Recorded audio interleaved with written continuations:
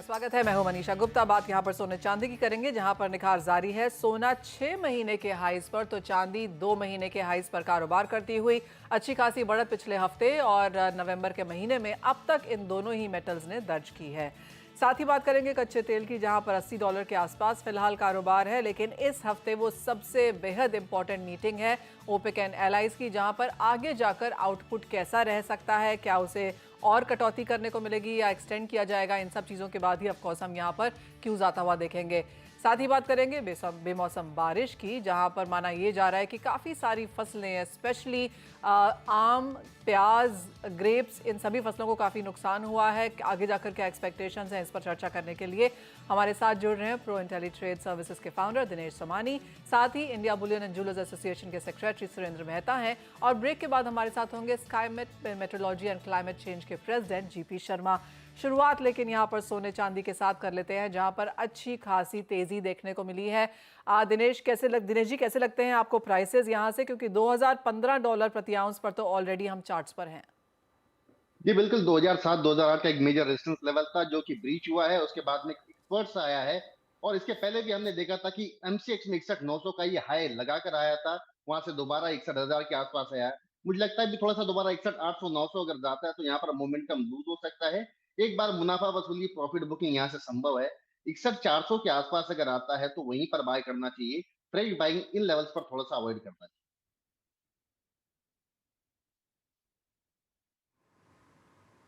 Okay, तो in level से fresh buying avoid करने की सलाह है, लेकिन स्ट्रेंथ तो एक अच्छी बनती हुई दिखाई दी भी है। लेकिन इस तरह से अब आउटलुक क्या बन रहा है यहाँ से, क्या अगले टारगेट्स होंगे, डिमांड कैसी रह सकती है, इन सब पर बातचीत करते हैं। सुरेंद्र मेहता भी हमारे साथ बने हुए हैं। सुरेंद्र जी नमस्कार, स्वागत है आपका। तो पहले तो प्राइसेस पर ही आपका एक व्यू, आपने कंसिस्टेंटली मेंटेन किया है कि लॉन्गर टर्म आउटलुक पॉजिटिव ही है, लेकिन अब 2000 के ऊपर जो डिसाइसिवली इंटरनेशनल मार्केट्स में ट्रेड कर रहा है, जिस तरीके से हमने bond yield, dollar index under check देखा है, जो एक्सपेक्टेशंस अब बढ़ गई हैं कि शायद जल्द ही फेड की तरफ से रेट कट हो सकता है, आप कैसे देखते हैं इन तमाम डेवलपमेंट्स को, न्यूज़ फ्लो को, और क्या व्यू है यहाँ से फर्दर प्राइसेस पर?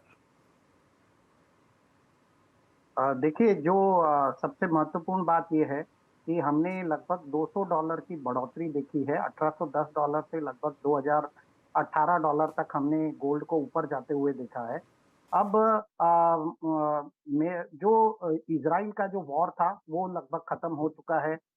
जो फेड इंटरेस्ट रेट पे पॉज करना चाहता था वो भी इवेंट कंप्लीट हो चुका है। मुझे लगता है कि गोल्ड में बहुत ही ज्यादा एक ट्रैप बना हुआ है। मैं कहूंगा कि शायद ये $2,026 या $2,040 तक ऊपर जा सकता है, लेकिन उसके बाद मुझे इसमें बहुत ज्यादा गिरावट लगती है, और ये गिरावट लगभग 75 से $90 के बीच में हो सकती है।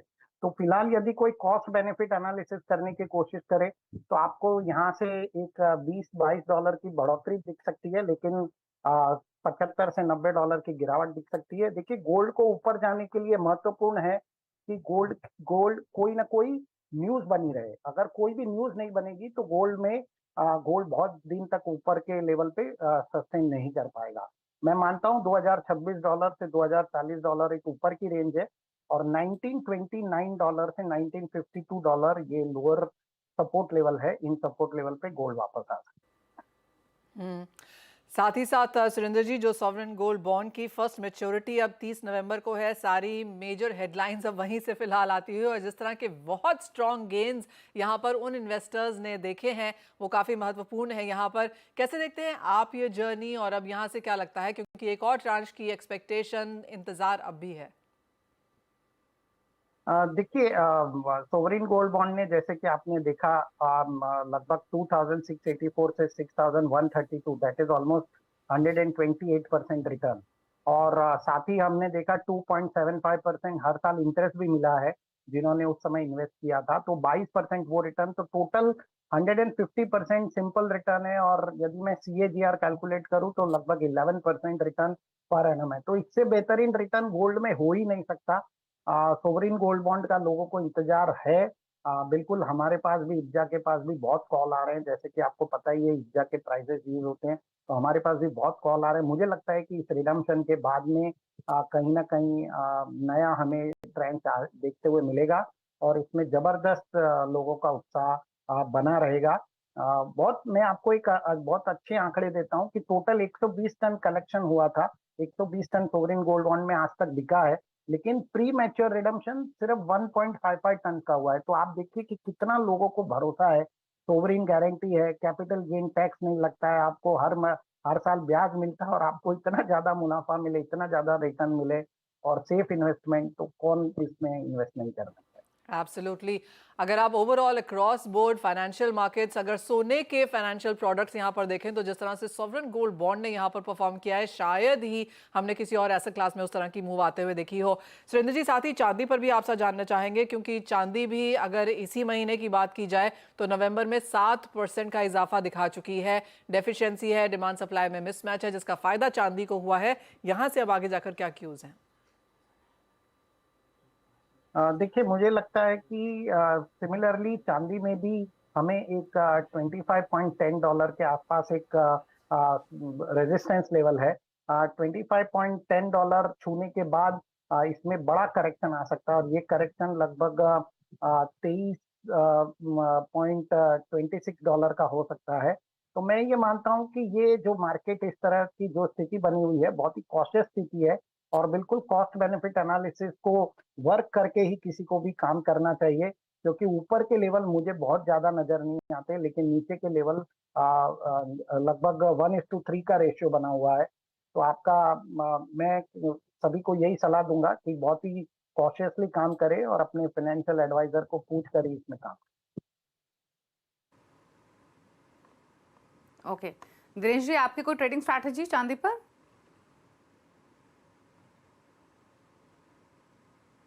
ट्रेडिंग स्ट्रेटेजी नहीं बनाता गोल्ड। मैं किसी भी प्रकार की कोई पोजीशन नहीं। ये दिनेश, सुरेंद्र जी, आपके लिए सवाल नहीं था, ये दिनेश जी के लिए क्वेश्चन था। मैंने उनसे पूछा था कि उनकी कोई ट्रेडिंग व्यू है क्या सिल्वर पर। जी बिल्कुल, 74,150 के आसपास अगर इंट्राडे सिल्वर मिलता है तो आज बाइंग का दोबारा मौका मिलेगा। लेकिन जैसे कि सर ने कहा है कि 75,000 के आसपास ही दोबारा एक रुकावट है इसमें। $25 का एक रेजिस्टेंस लेवल है, तो मुझे लगता है 74,950 के आसपास इंट्राडे के हिसाब से एग्जिट किया जा सकता है। थोड़ा डिप मिले तो ही बाय करे, करंट लेवल पर कोई सौदा नहीं कर सकता। ऑलराइट, तो उठापटक यहाँ पर जारी रह सकती है और जैसे कहा जा रहा है कि ऊपरी स्तर आपको देखने को मिलेंगे, लेकिन वो मुनाफा वसूली अब बेचने के लिए बेहतरीन है, क्योंकि रेशियो जो है वो more on the down side है यहाँ पर। सुरेंद्र जी, एज ऑलवेज बहुत शुक्रिया साथ जुड़ने के लिए और वो सॉवरेन गोल्ड बॉन्ड्स और किस तरह के मार्केट मूवमेंट हैं उस पर भी चर्चा करने के लिए। लेकिन आगे बढ़ेंगे और बात अब यहाँ पर मेटल्स की भी कर लेते हैं, क्योंकि यहाँ पर अगर इस महीने को देखा जाए तो काफी हद तक metals on the positive side रहे हैं। दिनेश जी, एक अच्छी परफॉर्मेंस हमने कॉपर और जिंक में आते हुए देखी है, क्या ये आगे बरकरार रहेगी? जी बिल्कुल, कॉपर 714 और 707 का रेंज काफी समय तक एक रेंज बाउंड एक्टिविटी रही। 714 के ऊपर अब ये धीरे धीरे मूव कर रहा है। ₹716.50 दिसंबर कॉन्ट्रैक्ट अगर मिलता है तो एक बढ़िया खरीदारी का मौसम रहेगा। मुझे लगता है एक समय लगेगा, 10 से 15 दिन के भीतर भीतर मुझे 737 का लेवल इसमें देखने नजर आता है। एक पॉजिटिव मोमेंटम, एक टर्न अराउंड स्टोरी इसमें कुछ बनकर आएगी और यहाँ से मोमेंटम बढ़कर मुझे लगता है ऊपर में ₹737 तक जाने की पूरी पूरी संभावना है। 710 के नीचे का स्टॉप लॉस मेंटेन करना चाहिए। मैं नेक्स्ट कॉन्ट्रैक्ट की बात कर रहा हूँ, करंट कॉन्ट्रैक्ट अभी ऑलमोस्ट एक्सपायरी मोड पर है। ओके, चलिए, तो ये रहा ट्रेडिंग व्यू। आपको बेस मेटल्स पर क्विकली एक नजर डाल लेते हैं। एनर्जी पैक पर भी, स्पेशली ओपेक पर की जो मीटिंग है उस पर नजरें बनी हुई हैं, लेकिन उससे ठीक पहले प्राइसेस अंडर प्रेशर ही हैं। $80 के नीचे ब्रेंट कंसिस्टेंटली ट्रेड करते हुए। एक्सपेक्टेशंस तो ये हैं कि फर्दर कट्स आएंगे ओपेक प्लस की तरफ से। आप क्या उम्मीद कर रहे हैं इस मीटिंग से? प्लस टिल दिस मीटिंग क्या रेंज आप देख रहे हैं कच्चे तेल की, दिनेश? जी बिल्कुल, कट्स आने की पूरी पूरी संभावना है या फिर जो करंट है उसको मेंटेन करने की संभावना है। लेकिन ऑलरेडी है ये जो टेक्निकली स्पीकिंग एक डाउन ट्रेंड में मूव हो चुका है। मैंने बार बार कहा कि 6800 के नीचे इसमें एक निरंतर मंदी के ही चांसेस बनते हैं। कोई अगर पोजिशनल पेरिस में कोई ट्रेड करना चाहता है तो एक स्पाइक के लिए वेट करे, जो कि ओपेक मीटिंग के बाद आ सकता है। ₹6400 का लेवल अगर अपसाइड मिलता है तो एक पोजिशनल शॉर्ट लेवल बनता है। नीचे में करीब करीब आने वाले समय में इसमें ₹500 से ₹600 की मंदी मुझे नजर आती है। 5800-5900 के भाव इसमें आ सकते हैं और सिर्फ 6620 का इसमें स्टॉप लॉस मेंटेन किया जा सकता है। करंट लेवल पे थोड़ा एक पुल बैक का वेट करें, 6450 के आसपास में शॉर्ट स्ट्रेटेजी अप्लाई करें। ओके, और साथ ही नेचुरल गैस पर राय क्या रहेगी? यहाँ भी प्राइसेस बहुत ही टाइट रेंज में ट्रेड होते हुए दिख रहे हैं, एक दिन ऊपर एक दिन नीचे। R247 के आसपास है। क्या व्यू है नेचुरल गैस पर? जी बिल्कुल, बहुत ज्यादा मंदी आ चुकी है। पुल बैक रैलीज एक एक्सपेक्टेड है। 244 245 के आसपास इसमें बाइंग स्ट्रेटेजी बनानी चाहिए। 256 का लक्ष्य देखा जा सकता है और 240 का स्टॉप लॉस मेंटेन किया जा सकता है। ओके, चलिए, तो ये रही ट्रेडिंग स्ट्रैटेजीज आपके लिए सभी नॉन एग्री कमोडिटीज़ पर। रुक रहे हैं इसी के साथ एक ब्रेक के लिए। ब्रेक के उस पर एग्री कमोडिटीज़ पर तो बातचीत करेंगे ही, साथ ही साथ अनसीजनल रेन के इम्पैक्ट पर भी चर्चा करेंगे। स्काईमेट से जीपी शर्मा हमारे साथ मौजूद रहेंगे। जल्द वापस आते हैं छोटे से ब्रेक के बाद।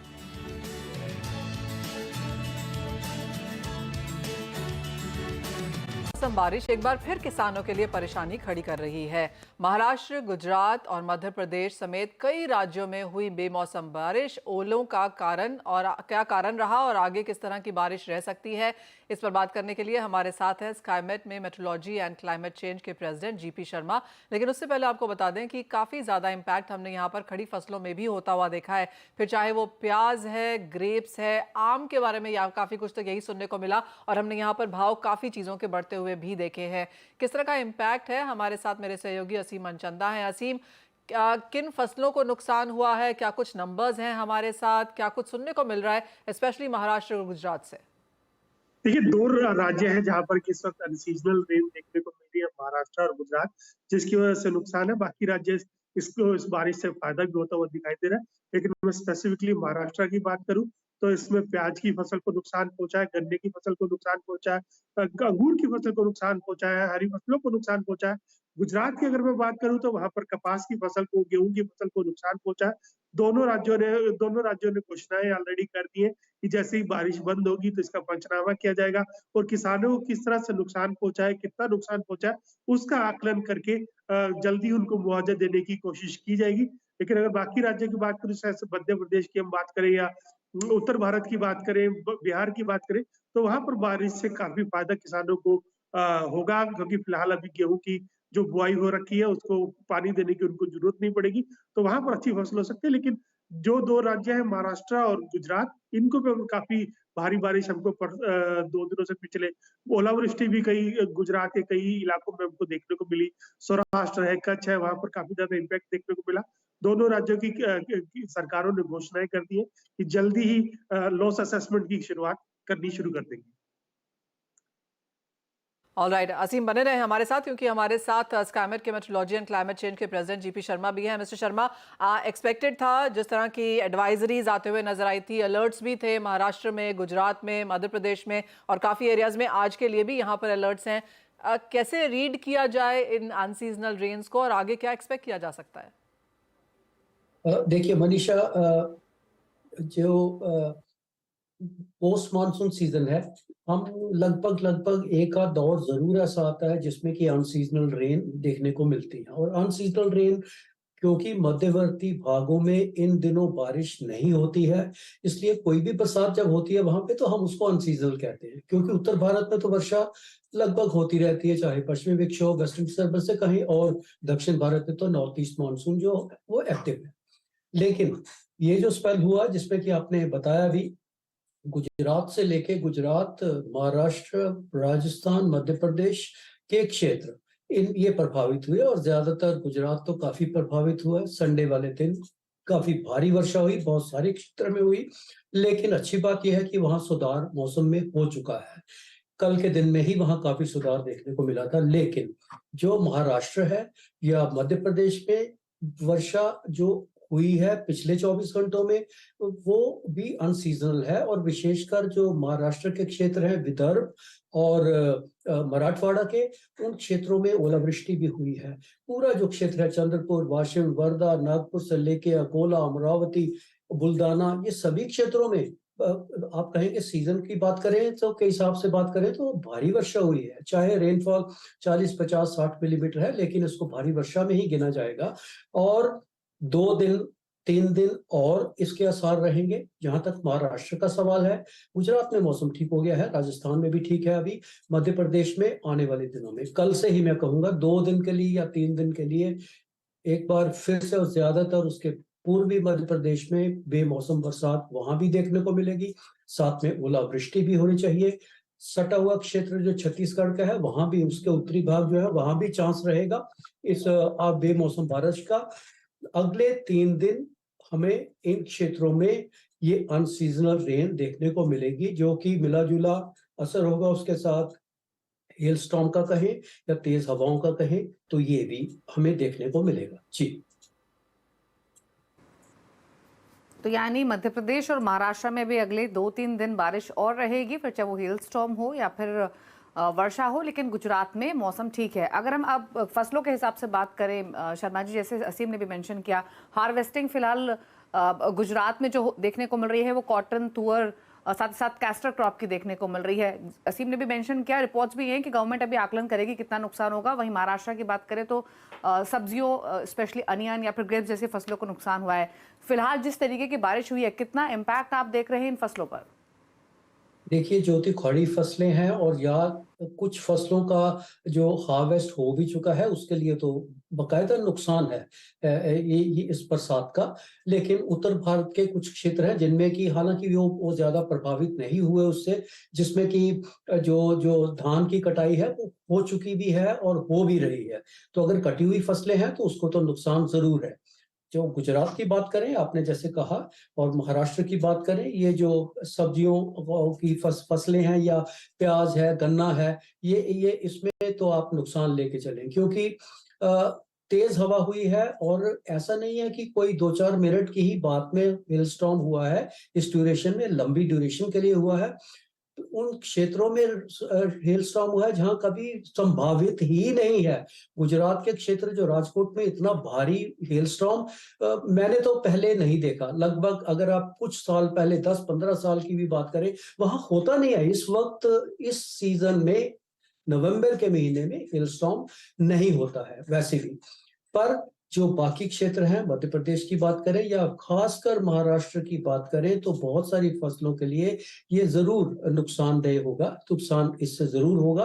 पर यह है कि जो जैसे जैसे हम आगे कल और उसके फिर ज्यादा कल, तो बारिश की इंटेंसिटी भी थोड़ी कम हो जाएगी, वो वेदर एक्टिविटी होगी जरूर, पर उसका स्प्रेड भी उसके हिसाब से थोड़ा थोड़ा उसमें कमी आती रहेगी। सो बहुत इंटेंस वेदर होने की कोई उम्मीद नहीं है। जो हो चुका वो हो चुका, उसके बाद से अब थोड़ा सा सुधार होगा, लेकिन अगले 3 दिन फिर भी इन सब क्षेत्रों में, और विशेषकर मैं विदर्भा की बात करूंगा और उसके साथ लगे जो दक्षिण के क्षेत्र हैं, मध्य प्रदेश के होशंगाबाद, बैतूल, छिंदवाड़ा, ये वाले क्षेत्रों में भी हमें वो हिल स्टॉर्म देखने को मिलेगा। जी ऑलराइट मिस्टर शर्मा, बहुत क्विकली कैसे देखते हैं इस बार की सर्दियां बढ़ती हुई?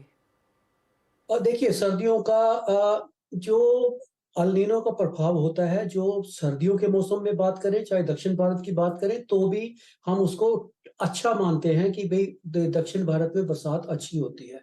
इसी तरह जो उत्तर भारत का जो विंटर रेंज कहते हैं, वो भी प्रभावित अल नीनो से नहीं होती है। ठीक ठीक नॉर्मल वर्षा होती है जो उसके ज्यादा, अगर वर्षा नॉर्मल रहती है और उससे नॉर्मल से थोड़ी ज्यादा रहती है, मतलब जिसको कहते हैं सूखी ठंड नहीं पड़ती, सूखी ठंड पड़ने के चांस बहुत कम हो जाते हैं। ज्यादा नुकसान उससे होता है। जो कोहरा पड़ता है या टेम्परेचर कम होते हैं वो उससे होता है। लेकिन अगर आप रुक रुक के कुछ स्पेल अगर विंटर्स में होते रहे, विशेषकर दिसंबर, मिड दिसंबर के बाद से, तो वो तो मैं कहूंगा कि बहुत ज्यादा सर्दी प्रभावित नहीं होगी।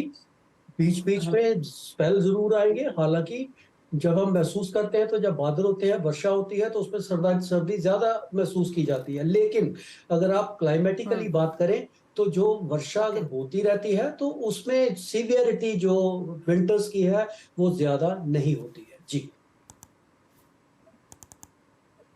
ओके, चलिए शुक्रिया शर्मा जी अपने व्यूज देने के लिए, बताने के लिए कितना क्या क्या स्थिति रही है या फिर अगले 2-3 दिनों में किस तरीके की बारिश एक्सपेक्टेड है। क्विकली दिनेश जी से ले लेते हैं स्ट्रैटेजीज। हालांकि तमाम एग्री कमोडिटीज फोकस में रहेंगी भी, फिर चाहे वो कैस्टर हो, कॉटन हो या बाकी कमोडिटीज ही क्यों ना हो, लेकिन स्पाइसेस के पैक में एक्शन आज के सेशन में कैस्टर भी 1% ऊपर है। दिनेश जी, को ट्रेडिंग कॉल्स आपकी एग्री कमोडिटी बास्केट से?